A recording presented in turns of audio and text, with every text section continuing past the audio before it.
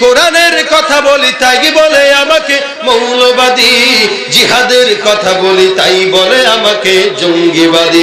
কেন বিদ্রোহী বিপ্লবী মৌলবাদী আমি জঙ্গিবাদী, বিদ্রোহী বিপ্লবী মৌলবাদী কেন জঙ্গিবাদী? ঠিক কিনা? জন্মের পরে কানে আজান কি দেয়নি, তুমি মৌলবাদী ছাড়া হওনি। আবার মরণের পরে জানাজা পড়াবে, তখন কোথায় পালিয়ে যাবি? বিদ্রোহী বিপ্লবী মৌলবাদী কেন জঙ্গিবাদী, বিদ্রোহী বিপ্লবী মৌলবাদী কেন জঙ্গিবাদী? বেহায়া নারীর এই কেমন কথা, বোরকা দেখলেই মাথা ব্যথা। আবার পর্দার কথা যখন বলি তখন বলে ফতোয়াবাজি, বিদ্রোহী বিপ্লবী মৌলবাদী কেন জঙ্গি?